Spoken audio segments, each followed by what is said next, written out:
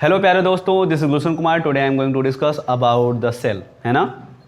Today we will learn about the cell, what is cell, what is internal resistance of cell, है ना, terminal voltage of cell and EMF of cell. तो आज हम लोग इन सारी terminology के बारे में क्या करेंगे, सीखेंगे। तो चलिए पहले हम जानते हैं कि सेल क्या होता है ना। सेल, व्हाट इज सेल, ठीक है ना। तो सेल हमारा क्या है, ये इलेक्ट्रिकल सेल है बाबू, है ना।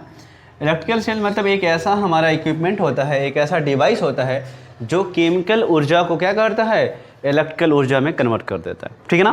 तो थोड़ा इसका स्ट्रक्चर हम सीखते हैं, उसके आगे फिर हम बढ़ेंगे। देखिए सेल हमारा कुछ इस तरह का एक हमारा क्या होता है, स्ट्रक्चर होता है ना। इसमें हमारा केमिकल रहता है जिसे हम लोग बोलते हैं क्या, इलेक्ट्रोलाइट। क्या बोलते हैं बाबू, इलेक्ट्रोलाइट रहता है। ये हमारा क्या होता है, इलेक्ट्रोलाइट, लाइट, ठीक है ना। और ये होते हैं हमारे दो रॉड जिन्हें हम इलेक्ट्रोड्स बोलते हैं। क्या बोलते हैं, इलेक्ट्रोड्स। एक होता है हमारा एनोड और एक होता है हमारा कैथोड, ठीक है ना। ये जो हमारा इलेक्ट्रोलाइट्स होता है, इसमें हमारा होता है रेडॉक्स रिएक्शन। क्या होता है, रेडॉक्स रिएक्शन। रेडॉक्स रिएक्शन का मतलब होता है ऑक्सीडेशन एंड रिडक्शन बोथ एक साथ, है ना। मतलब रेडॉक्स रिएक्शन का मतलब होता है कि यहाँ पे हमारा क्या होगा, एक ऑक्सीडेशन हो रहा है तो एक का रिडक्शन हो रहा है ना। तो एक पे हमारा क्या होगा, प्लस चार्ज इकट्ठा शुरू हो जाएगा, ठीक है ना, एक पे, और एक पे हमारा क्या होगा, माइनस चार्ज इकट्ठा होना शुरू हो जाएगा। तो इस प्रकार से हमारा क्या होगा, इस केमिकल रिएक्शन के कारण हमारा क्या होगा, एक जो हमारा क्या है, इलेक्ट्रोड है, उस पर प्लस चार्ज इकट्ठा हो जाएंगे और एक इलेक्ट्रोड पे क्या हो जाएंगे, माइनस चार्ज इकट्ठा हो जाएंगे। प्लस चार्ज वाली को हम लोग एनोड बोल रहे हैं और माइनस चार्ज वाली को हम लोग क्या बोल रहे हैं, कैथोड बोल रहे हैं, ठीक है ना। चलिए अच्छा, यहाँ तक तो ठीक है, यहाँ तक कोई दिक्कत नहीं है। ये जो रेडॉक्स रिएक्शन है, ये हमारा केमिकल रिएक्शन यहाँ पे होता है। और ये जो रेडॉक्स रिएक्शन होता है एक्सोथर्मिक होता है। एक्सोथर्मिक मीन्स बाबू की जिसमें हमारा क्या है, जो हीट है वो रिलीज हो रही है, मतलब हीट इसमें से खुद ही उत्पन्न हो रही है। जैसे कि आप देख सकते हैं ना कि चूना कली का जो पोताई होता है, चूना जो बड़ा बड़ा आता है ना, कैल्शियम कार्बोनेट, उसको आप जब क्या करते हैं, पानी में डालते हैं तो ठंडा पानी उबलने लगता है, बिल्कुल, है ना। वो हमारा क्या होता है, एक्सोथर्मिक होता है, वहाँ से हीट अपने आप निकलती है, ठीक है ना। तो वही चीज़ यहाँ पे हो रहा है। और जो हीट यहाँ से निकल रही है उसको क्या करता है, इलेक्ट्रॉन अपनी एनर्जी की फॉर्म में क्या होता है, स्टोर करता है। अभी देखिएगा कैसे कैसे वो यूज़ करेगा इसको, ठीक है ना। तो यहाँ पे देखिए हमारा प्लस चार्ज इकट्ठा हुआ, यहाँ पे माइनस चार्ज हुआ। तो एक पे हमारा प्लस चार्ज, एक पे हमारा माइनस चार्ज है, तो यहाँ पे पॉजिटिव विभव आ जाएगा, यहाँ पे नेगेटिव विभव आ जाएगा। तो एक इलेक्ट्रोड पे प्लस चार्ज और एक पे हमारा माइनस चार्ज के कारण हमारा क्या होगा, विभव का अंतर उत्पन्न हो जाएगा। अगर मैं इसका विभव मान लेता हूँ VA और इसका विभव मैं मान लेता हूँ VB, है ना, BB। अब आपको पता है कि ये प्लस चार्ज है, तो प्लस चार्ज के कारण हमारा जो विभव आएगा पॉजिटिव आएगा। आपको पता होना चाहिए कि हमारा जो इलेक्ट्रिक पोटेंशियल है वो हमारा स्केलर क्वांटिटी होता है ना, तो हम चिन्ह के साथ लिखेंगे। तो ये प्लस चार्ज है तो ये प्लस विभव, ये माइनस है तो माइनस विभव, ठीक है। आप देखिए हम बात करते हैं कि EMF क्या होता है। EMF देखिए, इस समय जब ये सेल हमारा किसी भी बाहरी सर्किट से जुड़ा ना हो, जिस समय क्या है ये किसी भी बाहरी सर्किट से जुड़ा ना हो, ना तो किसी बल्ब से क्या है, कहीं भी एनर्जी को सप्लाई नहीं कर रहा है, किसी भी डिवाइस को एनर्जी सप्लाई नहीं कर रहा है, उस समय इसके पॉजिटिव इलेक्ट्रोड और नेगेटिव इलेक्ट्रोड के बीच का जो विभव का अंतर होता है उसे हम लोग बोलते हैं EMF। क्या बोलते हैं, EMF। तो EMF क्या होता है हमारा, EMF, इसको हम लोग बोलते हैं इलेक्ट्रोमोटिव फोर्स। EMF हमारा होता है BA माइनस BB। ये हमारा क्या हो जाएगा, VA प्लस VB, है ना। यहाँ पे दो बार माइनस क्यों किया, देखिए ये माइनस हमारा क्या बता रहा है, ये माइनस हमारा बता रहा है कि इसके और इसके बीच विभव का अंतर कितना है, और ये माइनस जो है ये बता रहा है कि क्योंकि ये हमारा नेगेटिव चार्ज है, इसलिए यहाँ पे जो विभव का क्या होगा, माइनस होगा, इसलिए यहाँ पे प्लस हो गया। इसको मैं अगर नंबर के फॉर्म में लिखूँ तो आप आराम से समझ सकते हैं। जैसे मान लीजिए इस पर क्या है, 10 वोल्ट है, इस पर माइनस का 10 वोल्ट है। अगर अब मैं बोलूँ कि इस प्लेट और इस प्लेट या फिर इस इलेक्ट्रोड और इस इलेक्ट्रोड के बीच विभव का अंतर कितना है, तो आप आराम से समझ पा रहे हैं कि ये प्लस का 10 है, माइनस का 10 है, अंतर कितना हो गया, 20 का। समझे, यानी जुड़ जा रहा है। तो वही चीज़ यहाँ पे है, ठीक है ना। फिर से मेरी बात ध्यान सुनो बाबू, कि जब हमारा क्या है, ये सेल किसी भी बाहरी सर्किट को एनर्जी प्रोवाइड नहीं कर रहा है, करंट फ्लो नहीं करवा रहा है, तब इसके इलेक्ट्रोड के बीच जो विभव का अंतर होता है हम उसे क्या बोलते हैं, EMF बोलते हैं। क्या बोलते हैं, EMF। और जब ये एनर्जी सप्लाई करना शुरू कर देता है, धारा प्रवाहित करना शुरू कर देता है, तब इसके टर्मिनल के बीच जो विभव का अंतर होता है वो हमारा होता है टर्मिनल वोल्टेज। क्या होता है, टर्मिनल वोल्टेज। अब आपको मन में आ रहा होगा कि सर जब ये धारा प्रवाहित कर रहा है और जब नहीं प्रवाहित कर रहा है तो उसमें फ़र्क क्या है ना। अरे भाई तब पर भी इसे प्लस चार्ज है, इस पर तब पर भी माइनस चार्ज है, लेकिन आप धारा प्रवाहित करने के बाद बोल रहे हैं कि उसको टर्मिनल वोल्टेज बोलते हैं। इसका मतलब टर्मिनल वोल्टेज और ईएमएफ दोनों एक ही होता है क्या? नहीं बाबू, दोनों एक नहीं होता है। देखिए घटना क्या होगी अंदर इसके, जब आप किसको क्या करते हैं, किसी सर्किट से जोड़ते हैं, इसको क्या करते हैं, किसी सर्किट से, मान लीजिए यहाँ पे एक लाइट है ना, इसको ऐसे करके आपने क्या करा, जोड़ दिया। अब देखिए जब यहाँ पे क्या है, धारा प्रवाह शुरू होगा, यहाँ पे सर्किट कंप्लीट होगा, धारा प्रवाह शुरू होगा, तो धारा प्रवाह यहाँ से इलेक्ट्रॉन यहाँ से जाएगा, तो जो हमारा कन्वेंशन धारा है क्या, प्लस से माइनस की तरफ बहती है, तो ये इधर से इधर बहेगी, और बल्ब जो हमारा बल्ब होगा वो क्या करेगा, ग्लो करना शुरू कर देगा। चलिए ये देखो यहाँ पे बाहर यहाँ सर्किट जा रही है, ऐसे कैसे करके यहाँ पे आ जा रहा है, एक इलेक्ट्रॉन एक प्रोटॉन को क्या कर रहा है, न्यूट्रलाइज कर दे रहा है। बट आपको पता है कि सर्किट पूरा होने के लिए, है ना, सर्किट पूरा होने के लिए इलेक्ट्रॉन क्या है, जहां से चला वहां पे कंप्लीटली आके मैच करना चाहिए, अदरवाइज हम उसे बोलते हैं ओपन सर्किट। क्या बोलते हैं? Open circuit. और आपको पता होना चाहिए कि ओपन सर्किट में जो धारा प्रवाह है वो होता ही नहीं है। समझे? ओपन सर्किट मतलब क्या है, उसमें धारा प्रवाह नहीं होता। इसका मतलब क्या हुआ कि इलेक्ट्रॉन इधर से अगर जा रहा है ऐसे ऐसे करके यहाँ पे, तो यहाँ से फिर दोबारा यहाँ आना भी चाहिए, क्योंकि जब तक यहाँ से यहाँ नहीं आएगा तब तक हमारा क्या होगा, सर्किट कंप्लीट नहीं होगा और धारा प्रवाह संभव ही नहीं है। अब बात यह है कि यार यहाँ पे इलेक्ट्रॉन ऐसे जा रहा है, ये तो न्यूट्रलाइज हो रहा है, फिर यहाँ से यहाँ इलेक्ट्रॉन कैसे आ जाएगा भाई? तो मेरी बात सुनिए, जो हमारा एक्सोथर्मिक रिएक्शन होता है इसमें क्या होता है, हमारा पॉजिटिव चार्ज नेगेटिव चार्ज दोनों होते हैं। तो इलेक्ट्रॉन यहाँ से क्या करता है, वो जो एक्सोथर्मिक रिएक्शन है वहाँ से हीट को क्या करता है, एनर्जी के फॉर्म में यूज़ करता है, और यहाँ से चीरते फाड़ते हुए क्या करता है, यहाँ से इधर कलेक्ट होना क्या करता है, चालू कर देता है। मतलब ये इसके अट्रैक्शन को भी क्या करता है, फेस करता है। और फिर लिक्विड में भी क्या होता है, यहाँ पे आ रहा है तो लिक्विड में भी हमारा क्या होता है, फ्रिक्शन होता है, और इसके यहाँ पे भी इलेक्ट्रॉन होंगे, प्रोटॉन होंगे, जो इसको क्या कोलाइड कर रहे होंगे, रुकावट पैदा कर रहे होंगे। तो इनसे सबसे लड़ते भिड़ते जो यहाँ तक यहाँ पे आता है, ठीक है ना, तब जाके हमारा क्या होता है, कंप्लीट सर्किट पूरा यहाँ से यहाँ आ रहा है। तो ये जो लिक्विड है वो जो हमारा इसको फ्रिक्शन प्रोवाइड करता है, इसके कारण हमारा क्या होता है, इसका एनर्जी क्या होता है, कम हो जाता है। यहाँ से यहाँ तक इलेक्ट्रॉन आता है तो क्या होता है, यहाँ पे फ्रिक्शन होता है, क्योंकि ये लिक्विड है, लिक्विड में क्या होता है, रुकावटें होती हैं, इलेक्ट्रॉन को कहीं पे कोलाइड कर रहा होगा, कोई प्लस चार्ज कोई माइनस चार्ज, जिस कारण इसकी एनर्जी क्या है, डाउन होती है। तो ये जो डाउन हो रहा है एनर्जी, इसके कारण यहाँ पे जो विभव का अंतर है वो क्या है, घट जाता है। क्या हो जाता है, घट जाता है। तो यानी क्या है, जब इसमें धारा प्रवाहित नहीं हो रही थी तो इसके बीच विभव का अंतर क्या था, ज़्यादा था। लेकिन जैसे ही धारा प्रवाहित शुरू हुई तो यहाँ से इलेक्ट्रॉन जो एनर्जी मतलब हाई एनर्जी लिया हुआ था वो अपनी एनर्जी को क्या कर रहा है, यहाँ पे लॉस करता है ना, जिसके कारण यहाँ और यहाँ के बीच का विभव का अंतर क्या होता है, थोड़ा सा डाउन हो जाता है। क्या हो जाता है, डाउन हो जाता है। और यहाँ से यहाँ तक आने में जो रुकावट पैदा होती है, जो लिक्विड हमारा क्या करता है, रुकावट पैदा करता है इलेक्ट्रॉन के रास्ते में या फिर धारा के रास्ते में, उसी को हम लोग बोलते हैं आंतरिक प्रतिरोध। क्या बोलते हैं बाबू, आंतरिक प्रतिरोध। समझ में आया होगा, ठीक है ना। देखिए पहले क्या है, जब कोई भी धारा प्रवाहित नहीं हो रही थी तो यहाँ पे इलेक्ट्रॉन यहाँ से यहाँ भी नहीं आ रहा था, क्योंकि सर्किट पूरा करने का लोचा था नहीं। अब जब सर्किट पूरा करने का लोचा है नहीं तो यहाँ पे हमारा क्या है, कोई दिक्कत नहीं है। तो पूरा जितना यहाँ पे यहाँ चार्ज था, ये यहाँ उतना ही यहाँ पे चार्ज क्या होगा हमारा, जितना यहाँ प्लस चार्ज उतना क्या है यहाँ पे माइनस चार्ज। दोनों के बीच का विभव का अंतर हम निकाल लेते थे, हाई पोटेंशियल आता था। लेकिन जब यहाँ पे चार्ज फ्लो करना शुरू किया तो इसकी जो एनर्जी थी वो क्या हो गई, घटना शुरू हो गई। क्यों? क्योंकि कुछ एनर्जी यहाँ पे क्या होगी, हमारा लॉस होना शुरू हो जाए, किस में, जो हमारा ये लिक्विड है, फ्रिक्शन में, है ना। तो इसी को हम लोग बोलते हैं आंतरिक प्रतिरोध, जिस कारण हमारा टर्मिनल वोल्टेज क्या होता है, घट जाता है। क्या हो जाता है, घट जाता है, ठीक है ना। तो मेरी बात फिर से सुनो कि जब हमारा बैटरी कोई भी धारा प्रवाहित नहीं कर रही है, कोई भी एनर्जी प्रोवाइड नहीं कर रही है, उस समय उसके इलेक्ट्रोड के बीच का जो विभव का अंतर होता है उसे हम लोग बोलते हैं ईएमएफ या फिर विद्युत वाहक बल। और जब हमारा बैटरी धारा प्रवाहित करने लगती है किसी लोड को या फिर किसी भी इक्विपमेंट को, तो सर्किट कंप्लीट करने के लिए इलेक्ट्रॉन को क्या है, पूरा पाथ क्या होता है, कंप्लीट करना पड़ता है। और ये जो लिक्विड मीडियम होता है, जो इलेक्ट्रोलाइटिक मीडियम होता है, उसमें क्या होता है, फ्रिक्शन के कारण उसकी एनर्जी कुछ डाउन हो जाती है, जिसके कारण इसके टर्मिनल के बीच विभव का अंतर क्या हो जाता है, थोड़ा सा कम हो जाता है। और उस कम हुए जो वोल्टेज होता है उसी को हम लोग बोलते हैं टर्मिनल वोल्टेज। क्या बोलते हैं, टर्मिनल वोल्टेज। समझ में आई नहीं है? तो टर्मिनल वोल्टेज क्या होता है, जब हमारा कोई सेल क्या है, धारा प्रवाहित कर रहा हो, उस समय उसके दोनों इलेक्ट्रोडों के बीच विभव का अंतर क्या होता है, टर्मिनल वोल्टेज। और जब धारा प्रवाहित नहीं कर रहा है उस समय उसके दोनों इलेक्ट्रोडों के बीच विभव का अंतर क्या होता है, ईएमएफ। क्या होता है, ईएमएफ, ठीक है ना। अब ये जो हमारा कमी आ रहा है ना, वोल्टेज में जो हमारा ईएमएफ और टर्मिनल वोल्टेज में जो अंतर है वो क्या होता है, वो अंतर हमारा होता है इस आंतरिक जो हमारा ये प्रतिरोध है उसमें जितना लॉस हो रहा है वोल्टेज का, उस लॉस के बराबर होता है। मीन्स देखिए जो ईएमएफ होता है उसके लिए एक लेटर यूज होता है ई। क्या होता है, ई, ठीक है ना, कैपिटल ई हो जाता है। और टर्मिनल वोल्टेज के लिए हम लोग यूज करते हैं वी। क्या यूज करते हैं, वी। इसको हम टर्मिनल वोल्टेज से डिनोट करेंगे, टर्मिनल वोल्टेज, ठीक है ना। तो सुनिए ई हमारा ज़्यादा होगा, आपको मैंने बताया ई हमारा क्या होगा, ज़्यादा होगा, वी हमारा कम हो रहा है, क्यों, क्योंकि लॉस आ रहा है, तो हमारा जाएगा ई माइनस वी, है ना। ये दोनों के बीच जो अंतर आ रहा है वो किसके बराबर हो रहा है, ये जो हमारा लॉस हो रहा है, किसका, लॉस।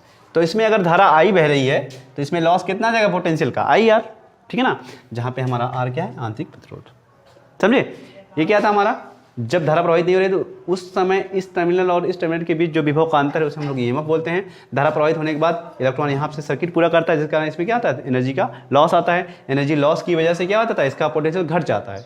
तो जब ये घट जाता है उस समय इसके टर्मिनल और इस टर्मिनल के बीच जो विभव का अंतर होता है उसे हम लोग बोलते हैं टर्मिनल वोल्टेज, वो टर्मिनल वोल्टेज। अब कितना घट जाता है ना, कितना घट जाता है, तो घटने का मतलब क्या हुआ, जो हमारा ईएमएफ है, मतलब शुरुआत में जब कोई कनेक्शन नहीं था तब का वोल्टेज, और घटने के बाद वोल्टेज कितना है, टर्मिनल वोल्टेज उसी को बोलते हैं। वो किसके बराबर होता है, ये जो आंतरिक प्रतिरोध है इसमें कितना लॉस आ रहा है, ये जो फ्रिक्शन के कारण प्रतिरोध हो रहा है उसमें कितना लॉस हो रहा है, उसी को हम लोग क्या बोलते हैं, आंतरिक प्रतिरोध लॉस। और ये अगर हम निकालेंगे, अगर मान लो इस सर्किट में धारा आई फ्लो कर रही है तो ऑफकोर्स उतना ही धारा यहाँ पे फ्लो कराना पड़ेगा, ठीक है ना, सर्किट को कंप्लीट करने के लिए।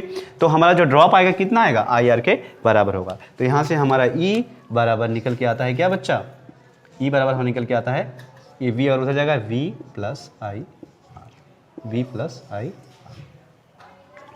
ठीक है ना। तो होपफुली आपको ये पूरा समझ में आया होगा, है ना। ये हमारा सेल है, ठीक है ना। तो आगे हम बात करेंगे कॉम्बिनेशन ऑफ सेल क्या होता है ना। देखिए ये क्या है, ई को हम लोग बोलते हैं विद्युत वाहक बल, वी को बोलते हैं टर्मिनल वोल्टेज, आई को हम लोग बोलते हैं वैद्युत धारा, आर हमारा क्या है, आंतरिक प्रतिरोध। मैंने सारी चीज़ें बताई, आंतरिक प्रतिरोध कैसे होता है, कैसे नहीं होता है, क्या उसका रोल है ना, ठीक है ना। और अब देखिए इसका सिंबल क्या होता है, सिंबल, सेल को हम कैसे सिंबल से दिखाते हैं, देखिए सेल को हम लोग इस सिंबल से दिखाते हैं। देखिए ये होता है ऐसे करके, यहाँ पे ऐसे छोटा सा रेजिस्टेंस दिखा देते हैं, ठीक है ना। ये इसके टर्मिनल्स है, ये हमारा अगर पॉइंट ए है, ये पॉइंट हमारा बी है, बड़ा वाला है तो इसको हम लोग बोलते हैं पॉजिटिव टर्मिनल, ये छोटा वाले को हम लोग बोलते हैं नेगेटिव टर्मिनल, और इस ईएमएफ को हम लोग ई से दिखाते हैं, और ये हमारा होता है आर। जो सिंबल होता है ये होता है हमारा क्या होता है, ये हमारा ए और बी क्या है, इसका टर्मिनल वोल्टेजेस है, टर्मिनल पॉइंट्स हैं। ए और बी क्या है, हमारे टर्मिनल है, टर्मिनल पॉइंट है किसके, इस सेल के, और आर हमारा है इंटरनल रेजिस्टेंस, ई हमारा क्या है, ईएमएफ ऑफ द सेल, ठीक है ना।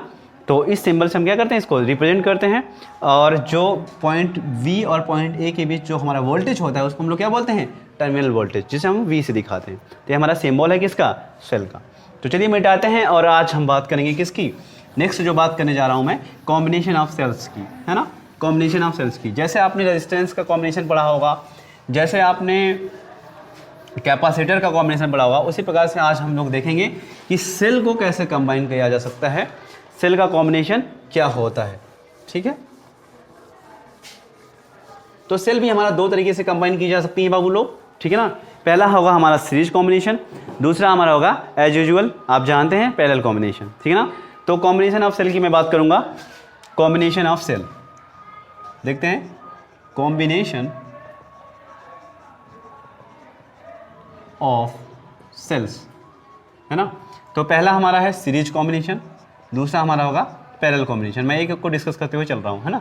सीरीज कॉम्बिनेशन, इसे हम लोग बोलते हैं श्रेणी क्रम संयोजन, क्या बोलते हैं, श्रेणी क्रम संयोजन। चलिए मैं दो सेल लेके करता हूँ। सपोज यहाँ पे एक सेल हमारा है, ठीक है, जिसका ईएमएफ E1 है, जिसका आंतरिक प्रतिरोध R1 है, ठीक है ना। और एक दूसरा टर्मिनल दूसरा सेल है जिसका ईएमएफ E2 है, ईएमएफ क्या है, E2 है, और आंतरिक प्रतिरोध कितना है, R2 है, ठीक है ना। इन दोनों का इक्विवेलेंट ईएमएफ हमें बताना है और इक्विवेलेंट रेजिस्टेंस का वैल्यू बताना है। देखिए कैसे करेंगे, और टर्मिनल वोल्टेज के बारे में बताना है। कैसे हम बात करेंगे, देखिए क्या करना है आपको, पहले इसको यहाँ पे एक रेजिस्टेंस आप लगा दीजिए, ठीक है ना, लोड, क्या लगा दीजिए, लोड। और इस लोड के अक्रॉस जो हमारा ये देखिए ये पॉइंट और ये पॉइंट के बीच जो हमारा विभव का अंतर आएगा वही तो हमारा टर्मिनल वोल्टेज होगा। सेल के टर्मिनलों के बीच जो हमारा विभवांतर होता है उसी को हम लोग क्या बोलते हैं, टर्मिनल वोल्टेज, क्या बोलते हैं, टर्मिनल वोल्टेज। चलिए इसको मैं बोल देता हूँ आर, ठीक है ना। क्योंकि दोनों सीरीज में कनेक्टेड हैं तो हमारा धारा क्या होगा, एक समान होगा। मैं धारा मान लेता हूँ कितना, आई, कितना मानता हूँ, आई, ठीक है ना। चलिए अब यहाँ पे मैं लगाता हूँ क्या, यहाँ पे मैं लगाऊंगा बाबू KVL, क्या लगाएंगे, KVL। KVL के बारे में मैंने प्रीवियस वीडियो में आपको इसलिए बता भी दिया था, है ना, कि कैसे अप्लाई किया जाता है। तो चलिए शुरू करते हैं, ठीक है ना। मैं शुरू करता हूँ यहाँ से, ठीक है ना। मैंने बताया था कि धारा आपको प्लस टर्मिनल से निकालनी होती है, आपने यहाँ पे निकाल दिया। सीरीज में है तो धारा एक समान होगा, ठीक है ना। ये धारा यहाँ भी ऐसे जाएगी घूम के, ऐसे फर्स्ट क्लास। लूप मैंने ऐसे लिया है तो ऐसे ही लेता हूँ, आप चाहो तो ऐसे लेना, कैसे भी करके ले सकते हो, जो टेक्निक मैंने बताया वही आप लीजिए। तो यहाँ पे आइए, धारा ऐसे ऐसे जा रही है, लूप देखिए कैसे, ऐसे ही है। तो हम धारा की दिशा में ही आगे बढ़ रहे हैं, तो जो IR ड्रॉप होगा क्या होगा, पॉजिटिव होगा। तो यहाँ पे आ जाएगा हमारा IR2। इसके बाद यहाँ पे आइए, यहाँ पे बैटरी का या फिर सेल का नेगेटिव टर्मिनल आपको दिख रहा है तो आप नेगेटिव वोल्टेज लेंगे, माइनस का E2, ठीक है। उसके बाद आगे बढ़िए, यहाँ पे क्या है हमारा IR1 ड्रॉप है। ये हमारा लूप का दिशा और जो करंट का दिशा है क्या है, सेम है, तो हम प्लस ले लेंगे, हो जाएगा IR1। और फिर से आपको यहाँ पे क्या है, E1 दिख रहा है। E1 का कौन सा टर्मिनल आपको मिल रहा है बाबू, माइनस, तो आप लीजिए माइनस का E1, ठीक है ना। और आगे बढ़ेंगे, यहाँ पे ऐसे ऐसे ऐसे ऐसे यहाँ पे आइए, यहाँ पे भी धारा एक समान है क्योंकि सीरीज में कनेक्टेड है। तो यहाँ पे हमारा ड्रॉप क्या हो जाएगा, लूप का दिशा और हमारे आगे बढ़ने की दिशा क्या है, सेम है, करंट की दिशा भी सेम है, तो हो जाएगा प्लस का IR इक्वल टू 0, ठीक है। तो यहाँ पे बाबू आप देखिए, हमारा जो IR है ये IR मतलब इस रेजिस्टेंस के अक्रॉस जो हमारा क्या है, पोटेंशियल है, उसी को तो हम लोग टर्मिनल वोल्टेज बोलते हैं। क्या बोलते हैं, टर्मिनल वोल्टेज, क्योंकि यही तो हमारा इन दोनों सेलों के कॉम्बिनेशन का जो टर्मिनल वोल्टेज होगा, क्योंकि यही तो हमें क्या है, इनके टर्मिनलों के बीच क्या है, मिल रहा है, जो हमारा क्या है, लोड को सप्लाई हो रहा है। तो इसे हम टर्मिनल वोल्टेज भी बोल सकते हैं, तो इसे हम V भी बोल सकते हैं। तो यहाँ पे हमारा क्या हो जाएगा, V बराबर हम लिख सकते हैं क्या, V बराबर हम लिख सकते हैं क्या, ये E1 उधर जाएगा तो हो जाएगा पॉजिटिव, E2 उधर जाएगा तो हो जाएगा पॉजिटिव, है ना। और ये I1 R1 उधर जाएगा तो हो जाएगा माइनस का I1, सॉरी माइनस का I, क्योंकि ये प्लस है, उधर जाएगा क्या हो जाएगा R1 और माइनस का IR2। तो ये हमारा हो गया कितना, E1 प्लस E2, है ना, और माइनस का I कॉमन ले लीजिए, हो जाएगा R1 प्लस R2, ठीक है। अब यहाँ पे आते हैं, इक्विवेलेंट का मतलब आप जानते हैं, इक्विवेलेंट का मतलब होता है जो एक ऐसा सर्किट जो इसके बराबर ही काम करे, है ना, बिल्कुल इसके जैसा काम करे। तो मैं मान लेता हूँ इन दोनों सेलों का जो इक्विवेलेंट हमारा एक सेल आ रहा है, उसका EMF कितना है बाबू, E कितना है, E, ठीक है ना। और उसका इंटरनल रेजिस्टेंस कितना मैंने मान लिया, R, या फिर E इक्विवेलेंट मान लो, R इक्विवेलेंट मान लो, ठीक है। जो इन दोनों सेलों के बराबर क्या करेगा, काम करेगा। इक्विवेलेंट का मतलब क्या होता है, जो इन दोनों के बराबर अकेला काम करे, यही तो इक्विवेलेंट होता है। कहने का मतलब है कि वही लोड को क्या करे, उतना ही ऊर्जा क्या करे, ये प्रोवाइड करे, ठीक है ना, वही लोड R, ठीक, और वही धारा प्रवाहित करे तो हो जाएगा I। तो यहाँ से देखिए हमारा, इसमें अगर आप KVL लगाएं इस वाले सर्किट में, तो आपका क्या हो जाएगा, हमारा इधर से चलेंगे, धारा हमने प्लस टर्मिनल से निकालनी है, मैं मान लेता हूँ यहाँ से निकल रही I, यहाँ पे ये हमारा I आ रहा है। तो देखिए लूप का दिशा और हमारे चलने का दिशा दोनों एक समान है। तो यहाँ से चलिए, यहाँ पे इस R में देखिए क्या ड्रॉप आएगा, IRE। फिर आगे बढ़िए, यहाँ पे हमारा सेल का नेगेटिव टर्मिनल मिल रहा है। मैंने बताया था कि जो टर्मिनल आपको पहले दे है वही आप लिख लेना, तो नेगेटिव है तो यहाँ पे नेगेटिव हो जाएगा हमारा E।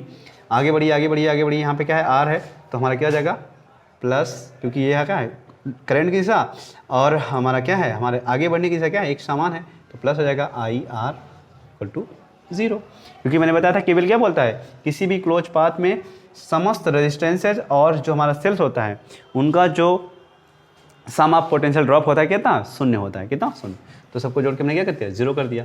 यहाँ से अगर आप देखिए, इसी चीज़ को तो हम लोग वोल्टेज बोलते हैं, इसको, है ना, टर्मिनल वोल्टेज। ये जो हमें क्या है यहाँ पे मिल रहा है, IR का मतलब क्या हुआ, जो हमारा लोड के क्रॉस क्या है, वोल्टेज मिल रहा है, उसी को हम लोग बोलते हैं टर्मिनल वोल्टेज। तो इसे हम लोग V लिख सकते हैं, ऑफकोर्स लिख सकते हैं, तो V, ठीक है ना। ये E इधर ले जाओ तो हो जाएगा प्लस का E, और RE उधर जाएगा माइनस का IRE। ये इक्वेशन 2 और इक्वेशन 1। अब आप इक्वेशन 1 और इक्वेशन 2 को ध्यान से देखिए।